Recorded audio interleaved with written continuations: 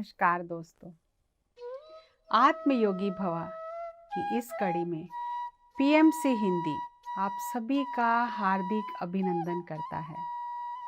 31 दिसंबर 2010 अमरावती ध्यान महाचक्र।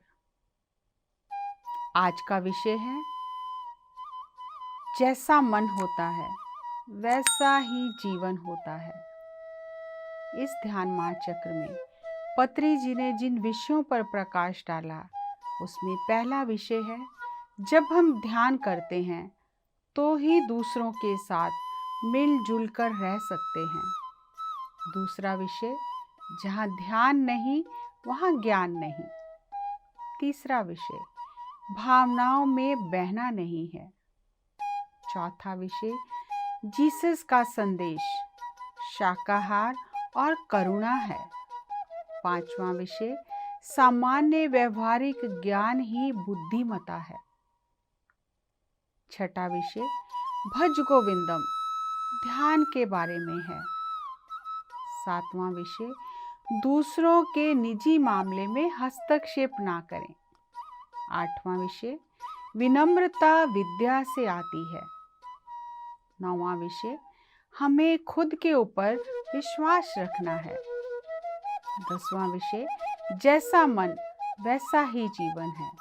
आज का विषय है जैसा मन वैसा ही जीवन है। पत्री जी कहते हैं, सबको सन्मति दे भगवान। सबको सन्मति चाहिए।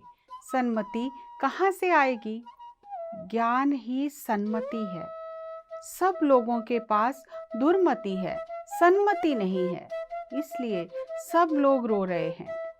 ध्यान से ज्ञान और ज्ञान से सन्मति मिलती है।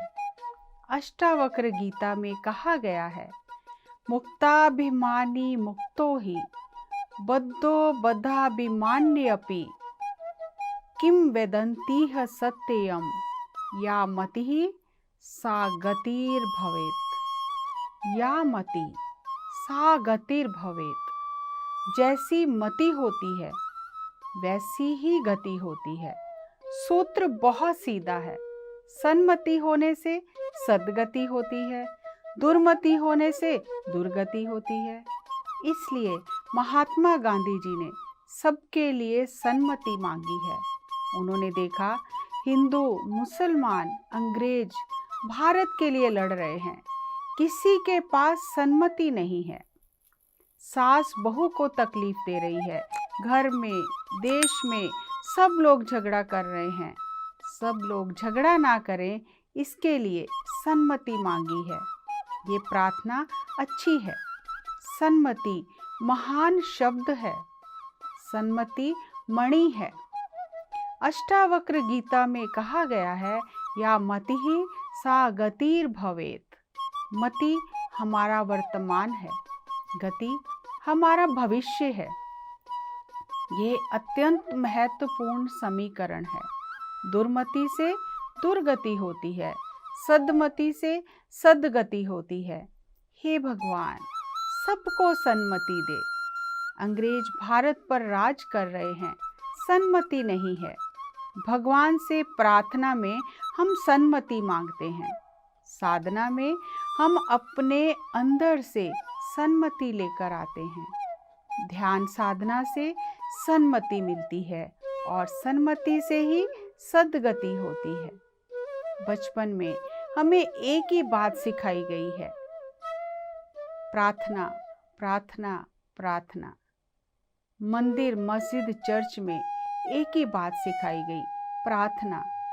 प्रार्थना यानी पर अर्थना। प्रार्थना में हम भगवान के आगे प्रार्थना करते हैं। साधना में हम खुद अपनी सन्मति लेकर आते हैं। जब प्रार्थना का अंत होता है तब ध्यान शुरू होता है। प्रार्थना ध्यान से पहले की स्थिति है। पिरामिड स्पिरिचुअल सोसाइटीज मूवमेंट में हम प्रार्थना नहीं, केवल साधना करते हैं। प्रार्थना यानी पर अर्थना, अर्थात दूसरों से मांगना। हमारी प्रार्थना सुनने वाला कोई नहीं है। मैं इतनी प्रार्थना कर रहा हूँ, कुछ नहीं हो रहा। जब हम ऐसा महसूस करने लगते हैं तब हम साधना में आते हैं। हमें ध्यान साधना से अपने मन पर नियंत्रण करना है, भीख नहीं मांगनी है। यही आत्मा का पाठ्यक्रम है।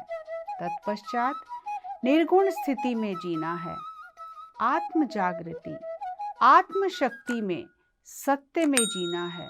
परलोक में जो भगवान है उसके आगे प्रार्थना नहीं करनी। इस लोक में जो मन है, हमें अपने मन पर नियंत्रण करना है। विविध दिशाओं से चंचल मन को बांधना है। सब तरफ से मन को हटाकर एक जगह पर लेकर आना है। तब मन नियंत्रण में आकर निश्चल, निश्चिंत और निर्विषय हो जाता है। मन के ऊपर से सब विचारों के बादल हट जाने पर मन स्थिर हो जाता है। तब आत्म सूर्य सत्य गति में चलता है। प्रार्थना से साधना की तरफ आना एक महान बदलाव है। आइए इसे थोड़ा सा और समझते हैं। मन पर नियंत्रण करना,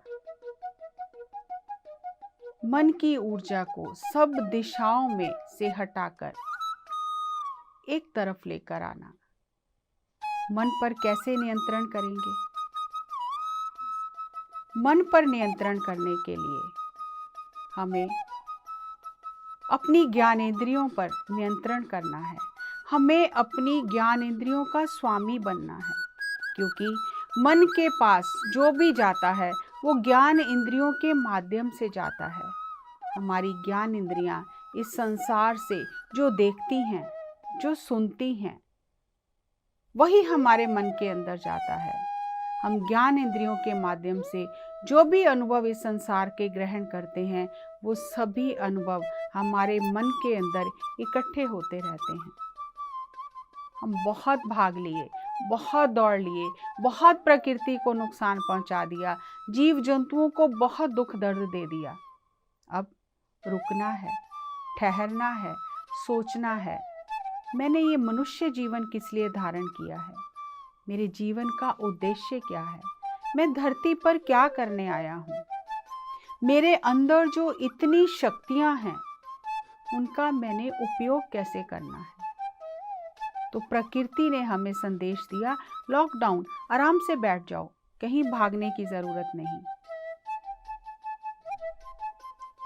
जिस तरह बाहर लॉकडाउन है, हमें अपने इस भौतिक शरीर के जो हमारे सिस्टम है, जो हमारी व्यवस्था है, उसमें भी लॉकडाउन लगाना है। उसमें लॉकडाउन कैसे लगाएंगे? कैसे हम अपनी इंद्रियों पर नियंत्रण करेंगे ताकि हमारा मन वश में आ जाए, हम मन के स्वामी बन जाएं, हम अपने मन के गुलाम ना रहें। तो सबसे पहला जो हमारी इंद्री है, देखना, आंखें। आंखें हमारे मस्तिष्क के स्कैनर हैं। जो भी हम इस संसार में अपनी आंखों के माध्यम से देखते हैं, वो सब हमारे मन के अंदर चला जाता है। लॉकडाउन, आंखों पर लॉकडाउन। क्या देखना है, क्या नहीं देखना है, इसकी समझ होनी चाहिए। किसी के घर में झगड़ा हो रहा है, आस पड़ोस में झगड़ा हो रहा है, उनके घर में क्या चल रहा है, ये देखना जरूरी नहीं। हम अपनी ऊर्जा को आंखों के माध्यम से बाहर जो ऊर्जा जा रही है, वो व्यर्थ हो रही है। 80% ऊर्जा आंखों से बाहर जाती है। हम देखकर इस संसार से संपर्क बनाते हैं। संसार से संपर्क बनाने के लिए देखना जरूरी है, लेकिन स्वयं से संपर्क बनाने के लिए, स्वयं के भीतर जानने के लिए आंखें बंद करना भी उतना जरूरी है। जब कोई काम नहीं है, आंखों को बंद कर लें। व्यर्थ में यहाँ वहाँ, इसके घर में, उसके घर में क्या चल रहा है बाहर, ये देखने की ज़रूरत नहीं।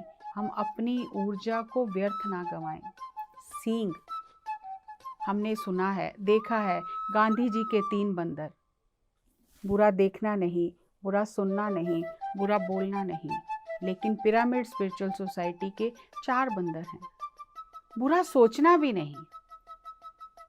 लॉकडाउन, दृष्टि पर लॉकडाउन।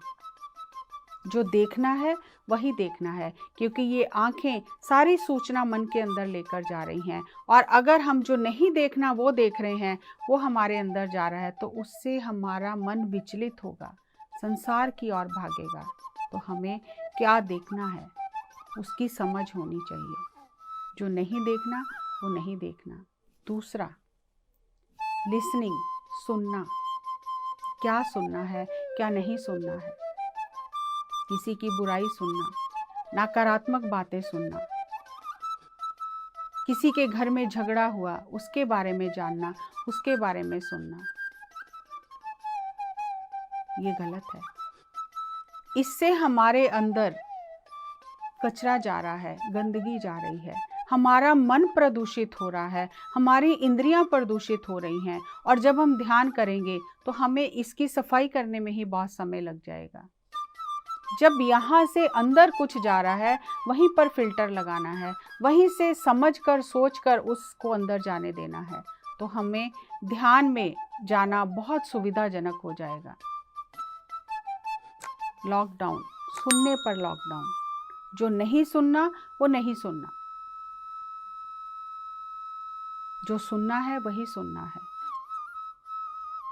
तीसरा, स्पीकिंग, बोलना। हम व्यर्थ में इतना बोलते हैं, हम अपनी ऊर्जा को व्यर्थ गवाते हैं। प्रकृति ने हमें 2 कान दिए हैं, 1 मुंह दिया है, यानी जितना सुनना है उससे आधा बोलना है, लेकिन हम उल्टा करते हैं। हम बोलते ही रहते हैं, जहाँ बोलने की ज़रूरत नहीं वहाँ भी बोलते रहते हैं, और जब भी बोलते हैं नकारात्मक ही बोलते हैं। हर एक शब्द ब्रह्मांड में ऊर्जा को लेकर जाता है। ये इस तरह से है जैसे हम कंप्यूटर में कमांड देते हैं, ऐसे जो शब्दों का हम इस्तेमाल कर रहे हैं, हम ब्रह्मांड में वो कमांड भेज रहे हैं, और वही पूरी होके वापस आएगी। क्या बोलना है, कैसे शब्दों का चयन करना है, कितना बोलना है, जहाँ बोलने की ज़रूरत नहीं है वहाँ मौन रखना है। लॉकडाउन, मुंह पर लॉकडाउन, मुंह बंद करना है। बोल बोलकर, व्यर्थ बोलकर हम अपनी ऊर्जा को व्यर्थ गवा देते हैं, और जितना मौन में रहेंगे, आवश्यकता अनुसार सही उचित शब्दों का उपयोग करके बोलेंगे, उतनी हमारी ऊर्जा बढ़ती रहेगी। चौथा, सोचना, थिंकिंग। ये जो हमारी सोचने की मशीन है, ये जो थिंकिंग मशीन है, इसे बंद भी करना आना चाहिए। ऐसा नहीं कि सोच विचार शुरू हो गए तो हम उसे बंद नहीं कर सकते, बंद किया जा सकता है। सोच विचार, हम जो सोचना है वही सोचना है। सोच सोच कर देखें, सोच सोच कर सुने, सोच सोच कर बोलें, और सोच सोच कर सोचें, क्योंकि जैसा हम देख रहे हैं, जैसा हम सुन रहे हैं, जैसा हम बोल रहे हैं, जैसे हमारे विचार चल रहे हैं, वही हमारा जीवन है। जीवन उससे अलग नहीं है। हमें कैसा जीवन चाहिए, जैसा जीवन चाहिए वैसे ही हमारा देखना होना चाहिए, वैसे ही हमारा सुनना होना चाहिए, वैसे ही हमारा बोलना होना चाहिए, वैसे ही हमारा सोचना होना चाहिए। अगर हम अपनी इन इंद्रियों पर नियंत्रण कर लें, जो हमारे हाथ में है, सिर्फ जागरूकता चाहिए, तो हमारा मन विचलित नहीं होगा, बाहर नहीं भागेगा ज़्यादा, हमारी ऊर्जा अंतर्मुखी होने लग जाएगी, हमारी ज्ञानेंद्रियां अंतर्मुखी होने लग जाएंगी, हमारी ऊर्जा की बचत होने लग जाएगी, हमारे अंदर वो समझ-बूझ विकसित हो जाएगी। जहाँ अपनी ऊर्जा को लगाना है वहीं लगाएंगे, व्यर्थ नहीं गंवाएंगे। हम इतनी मेहनत करके पैसा कमाते हैं, लेकिन कभी भी उसे नाली में नहीं फेंकते। सोच सोच कर अपने पैसे को हम इन्वेस्ट करते हैं कि इससे हमें लाभ मिले। तो हम इस श्वास रूपी पूंजी को लेकर इस धरती पर आए हैं, इसे कहाँ लगाना है ताकि हम लाभ लेकर यहाँ से वापस जाएं। तो हमें सीइंग, लिसनिंग, स्पीकिंग और थिंकिंग, इन चारों पर लॉकडाउन लगाना है, तो हमारा जीवन अत्यंत अद्भुत, सुंदर और चमत्कारिक हो जाएगा। मन हमारा शांत हो जाएगा, मन हमारा स्थिर हो जाएगा और निर्विषय हो जाएगा।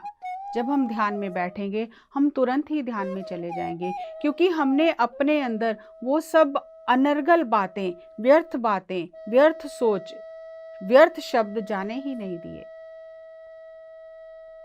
और जब हम अपनी इन इंद्रियों पर नियंत्रण करेंगे तो मन शांत ही रहेगा। हम आंखें खोलकर भी ध्यान में रहेंगे, आंखें बंद होने पर भी ध्यान ही होगा। वो हमारी सहज अवस्था हो जाएगी। तो हमें इस बात का विशेष ध्यान रखना है, हम क्या सुन रहे हैं, क्या देख रहे हैं, क्या बोल रहे हैं, क्या सोच रहे हैं। पत्री जी कहते हैं ये ऐसा ही है जैसे छोटा बच्चा बड़ा होने पर माँ का पल्लू छोड़ देता है। प्रार्थना की बाल दशा से शुरू होकर व्यक्ति मन और विचार शक्ति आने के बाद खुद अपने पैरों पर खड़ा हो जाता है।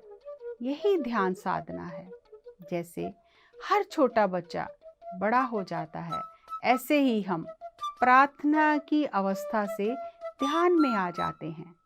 जब ध्यान साधना में आते हैं तो तरह तरह की साधना प्रक्रिया में घिर जाते हैं, मंत्र, तंत्र, यंत्र में उलझ जाते हैं। अलग अलग मंत्र, गायत्री मंत्र, बुद्ध मंत्र, जैन मंत्र आदि में उलझ जाते हैं। मन से मंत्र है, तन से तंत्र है, तन से मुद्रा और यंत्र उपयोग करके तरह तरह की साधना में उलझ जाते हैं।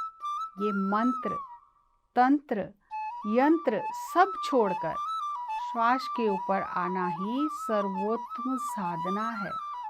जैसे हर एक बच्चा छोटे से बड़ा होता है, जब बाल दशा से निकलकर मन वयस्क हो जाता है, सोचने की शक्ति विकसित हो जाती है, तो ध्यान साधना में आते हैं। मंत्र साधना, तंत्र साधना, अलग अलग तरह की मंत्र साधना, ओम नमो अरिहंताय नमः, ओम मणि पद्माय नमः, मंत्र तंत्र, अलग अलग आसन, मुद्रा, प्रत्येक व्यक्ति अलग अलग साधना मार्ग पर चलते चलते अंत में श्वासानुसंधान पर आता है।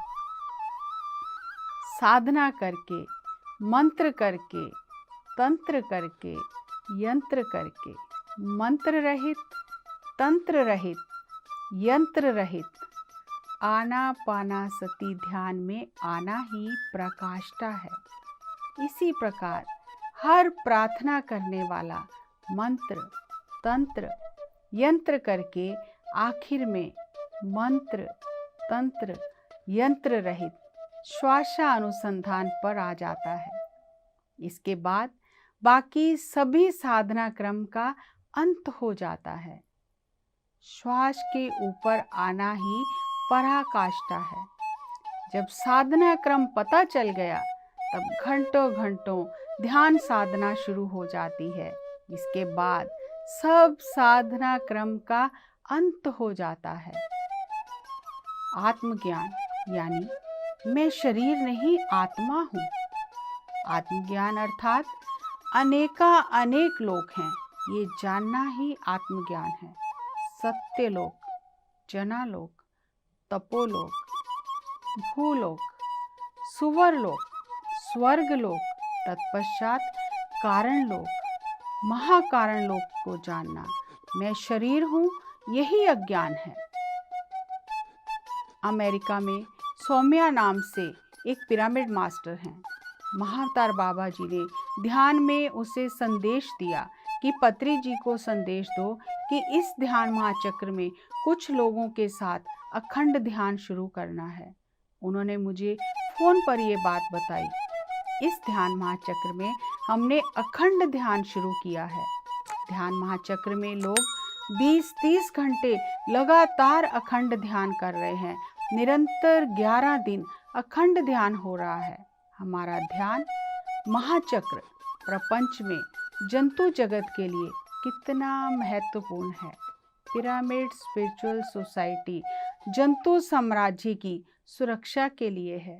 जंतु साम्राज्य में 3 प्रजातियां हैं, जलचर, केचर, भूचर। ये प्रकृति दूत हैं। जो जंतु भूमि पर रहते हैं, भूचर, केवल उनके लिए मानव जन्म है। पूरी मानव जाति को जंतु साम्राज्य की जिम्मेदारी लेनी है। मनुष्य जाति के लिए पशु जाति छोटे भाई बहन की तरह है।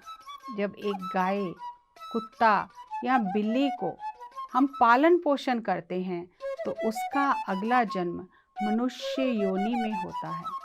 जंतु साम्राज्य में 3 तरह के जीव जंतु हैं, जलचर, केचर, पक्षी जाति और भूचर।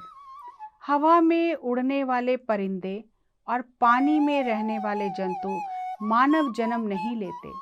कोई भी केचर और जलचर मानव परंपरा में नहीं आते, वह देव परंपरा में जाते हैं। वह प्रकृति आत्माएं हैं।